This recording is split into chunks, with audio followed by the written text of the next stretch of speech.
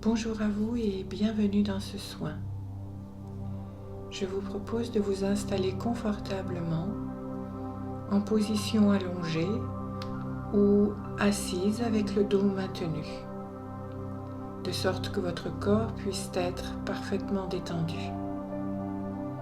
Une fois cela fait, ouvrez-vous simplement à recevoir pleinement l'énergie liée au message qui va suivre.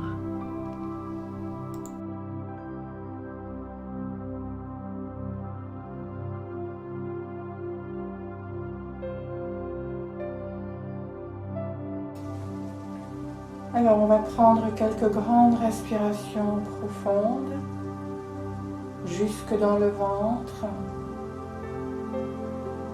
siège de la divinité en nous. Et puis on revient à une respiration douce et tranquille, tout en emmenant toujours l'air que l'on inspire jusque dans ce ventre.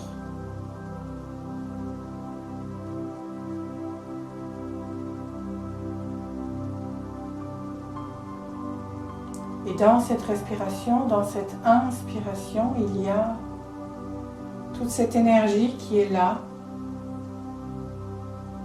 tout autour de nous, tout cet oxygène qui vient et qui rentre dans ce corps et qui vient illuminer ce corps, amener du mouvement, nourrir aussi.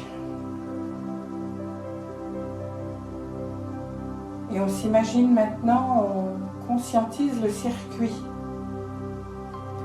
circuit de l'air qui rentre, de l'énergie qui pénètre à l'intérieur de ce corps. Et à l'expire, tout ce dont nous n'avons plus besoin peut s'évacuer. Puisque dans cette respiration, qui se fait sans qu'on ait besoin d'y penser, il y a ce mouvement perpétuel d'inspiration de cette nourriture énergétique et très physique, puisque l'oxygène c'est vraiment quelque chose qui appartient à ce monde physique, qui vient nettoyer, qui vient renouveler, qui vient amener ce mouvement. Et à l'expire, il y a tout ce que l'on peut faire ressortir de nous parce que ça n'a plus la capacité à se renouveler. Ce qui ne nous est plus utile.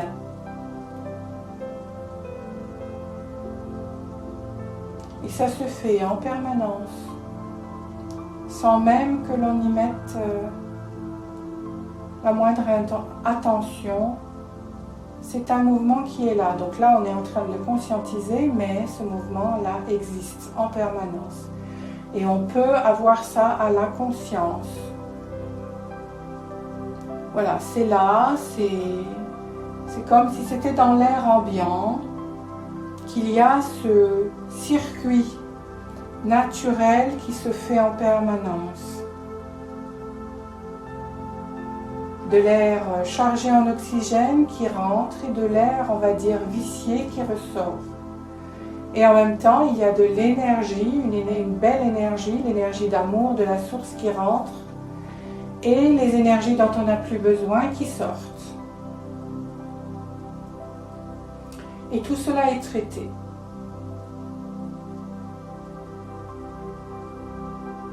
Traité au sein de ce corps, mais aussi traité à l'extérieur.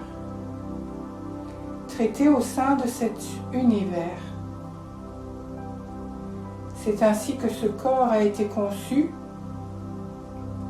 par l'intelligence divine. Le cœur qui bat fait circuler le sang avec l'énergie aussi, et avec l'oxygène. Ce cœur qui bat fait circuler à la fois de l'oxygène très physique et de l'énergie plus subtile à travers tout ce corps.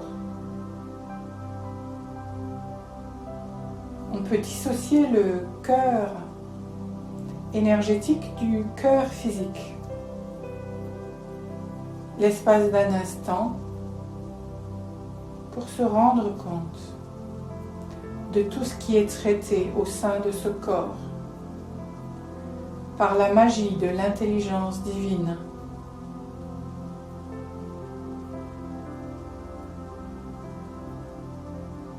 Et tout cela se fait sans que l'on en ait conscience. Ça se fait naturellement.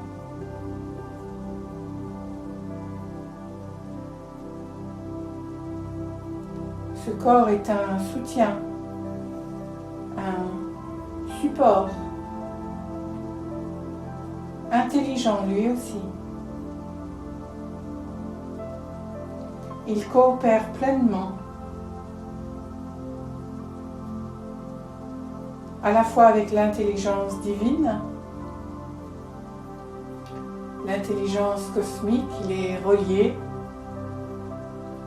à toutes les formes de vie qui existent.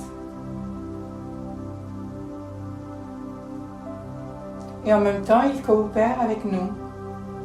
Cet être-là, cette étincelle divine qui a choisi cette incarnation et qui a donc matérialisé en amont toutes les conditions nécessaires à cette incarnation. Y compris la formation de ce corps.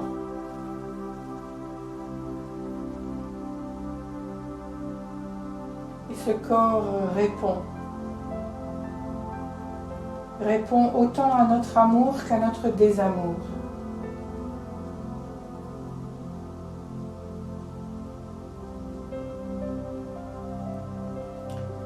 Il répond sans juger.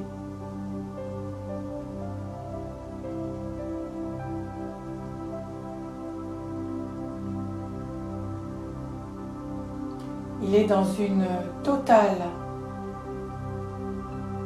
coopération.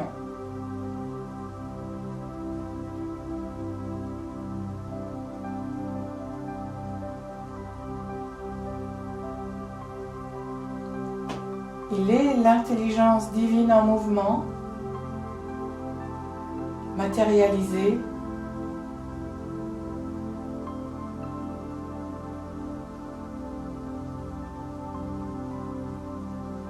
et il est ce collaborateur.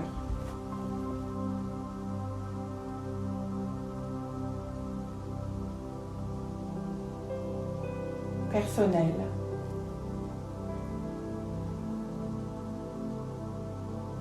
Non jugeant.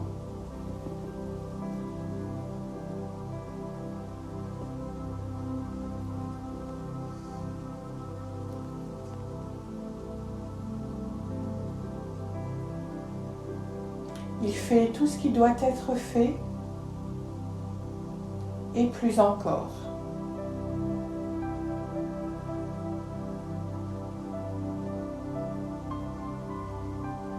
Il a son propre système. C'est là où est fait tout ce qui doit être fait.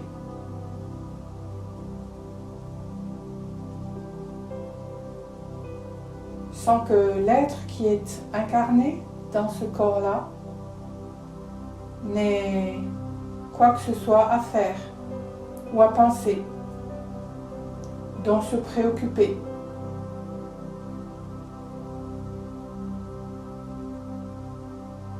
Et il est co-créateur avec nous. avec l'être qui s'est incarné.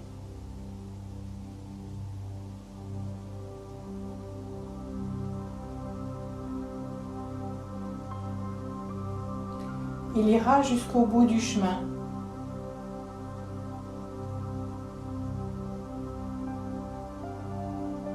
Avec nous.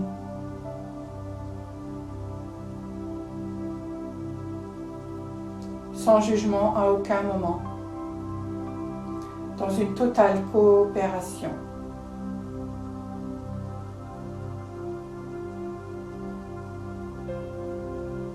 Alors peut-être chacune, chacun peut-il revenir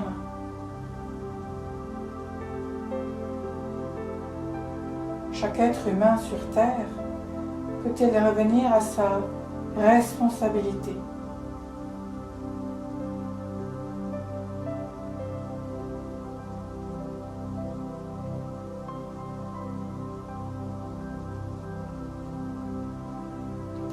Sa responsabilité de créateur divin.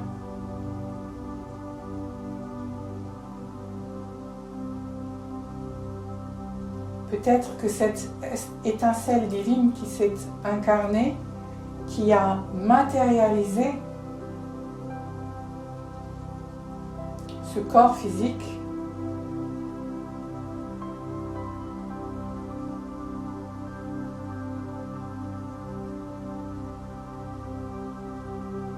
et toutes les conditions de l'incarnation,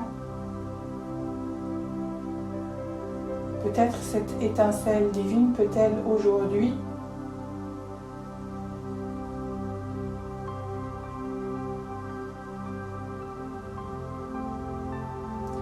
choisir de se revoir et de réévaluer les choses dans cet aspect-là.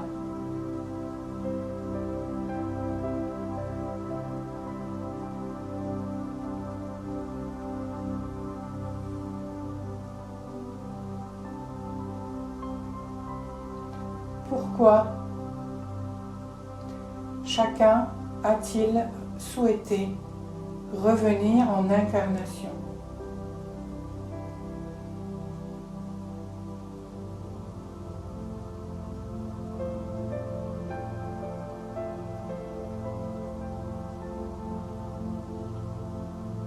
Pour quelle raison profonde?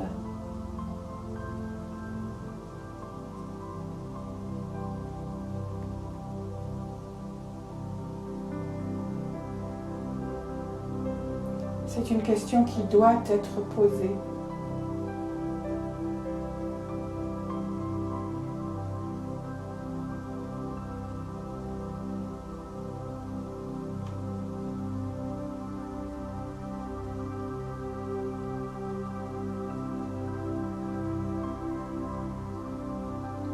Pourquoi choisir de s'incarner et de se réincarner encore et encore?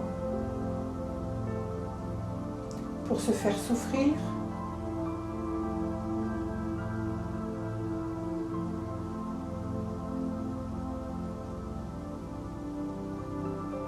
Pour connaître la douleur?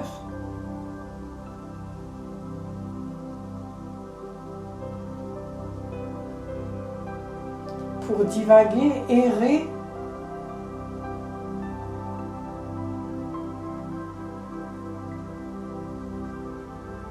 Être comme une feuille qui est tombée de l'arbre et qui est poussée par le vent dans des directions diverses et variées sans son consentement.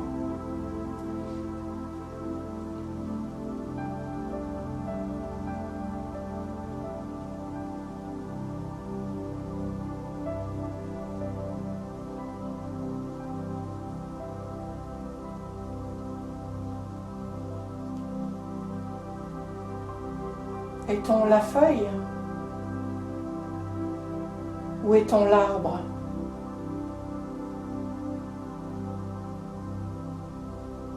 Duquel elle est tombée?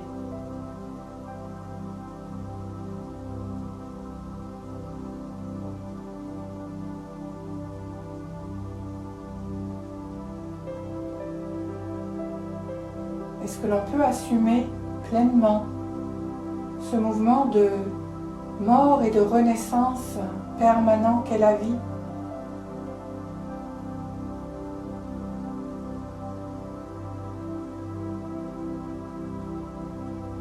Est-ce que l'on peut aller dans le sens du changement en acceptant toutes les petites morts et toutes les renaissances qui s'en suivent comme étant un mouvement naturel?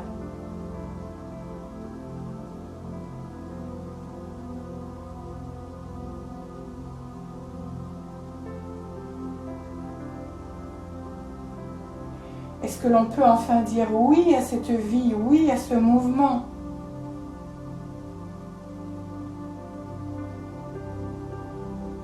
Oui au changement.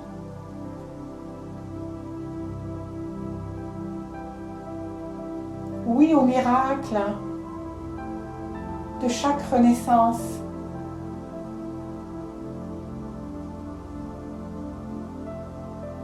Oui à la magie qui est induite dans ce mouvement-là.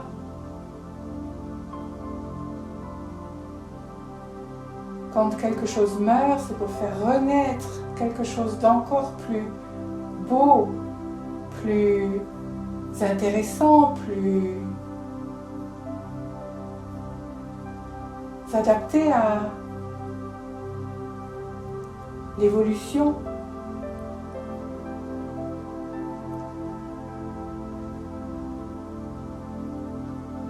Chaque fois que l'on dit oui à ce mouvement de petite mort et de renaissance,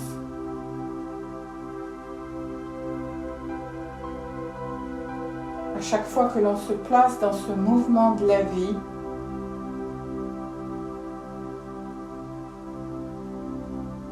dans cette incarnation, dans le côté physique, matériel de cette vie sur Terre, à chaque fois, on se permet de redevenir un petit peu plus nous-mêmes.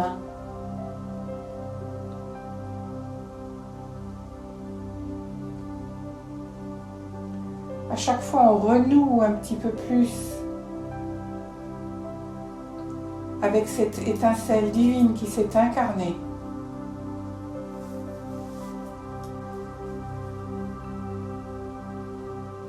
Et qui voulait expérimenter la magie de la vie sur Terre, et cela ne va pas sans tous ces mouvements.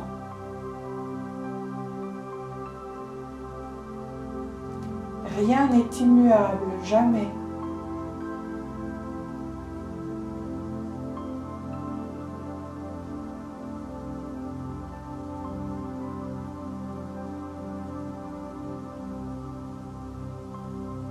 La vie est mouvement, croissance,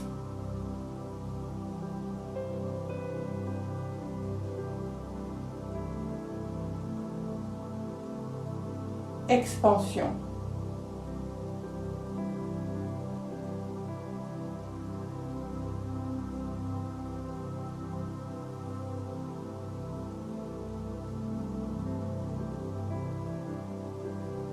Et dans cette vie incarnée que chacun a choisi, chaque être humain sur Terre,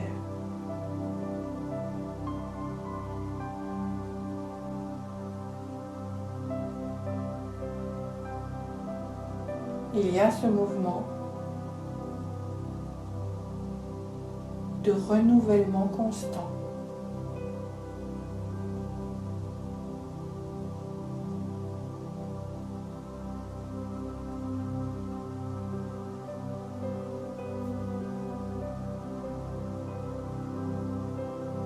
Et donc de choses qui doivent être laissées, lâchées.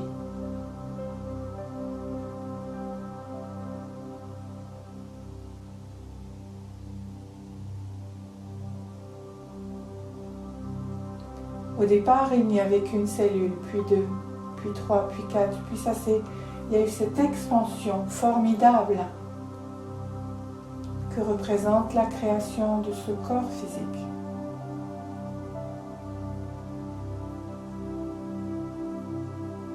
Et puis très vite, il y a eu mort de cellules pour un renouvellement.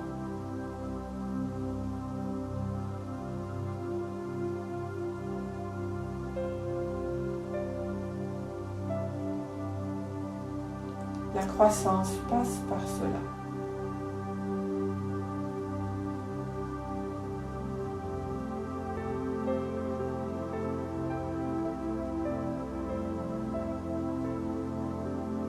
C'est cela la vie physique.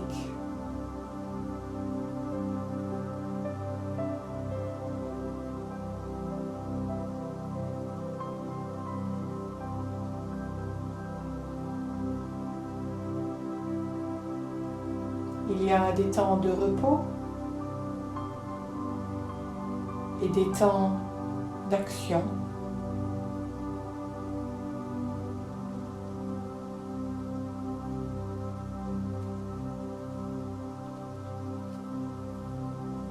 L'arbre perd ses feuilles à l'automne. Il se repose, semble mort et renaît à la vie au printemps.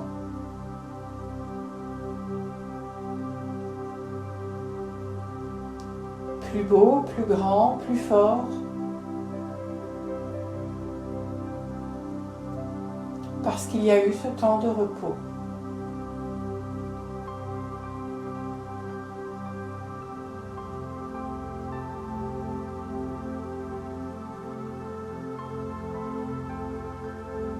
Ce corps physique a les mêmes besoins et dans ce même mouvement.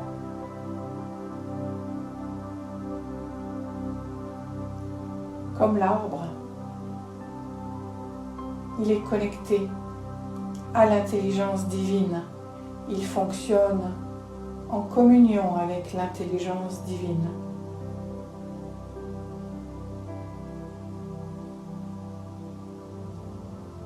Et chacun l'a créé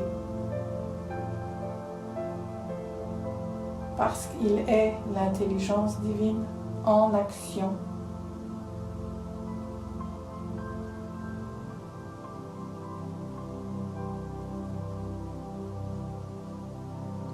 Voilà pourquoi chaque être humain sur Terre est incarné pour être cette intelligence divine en action.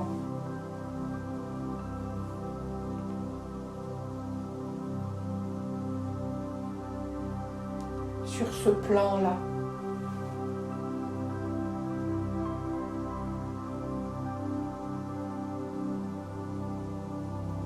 C'est pour cela que nous sommes revenus.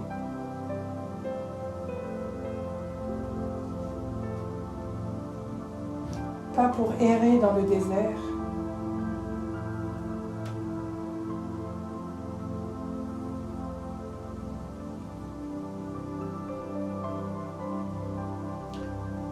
renouer avec cette connaissance profonde qui est là.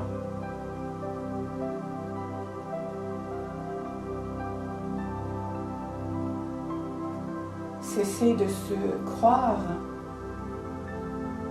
comme la feuille agitée par le vent, redevenir l'arbre dont elle est issue.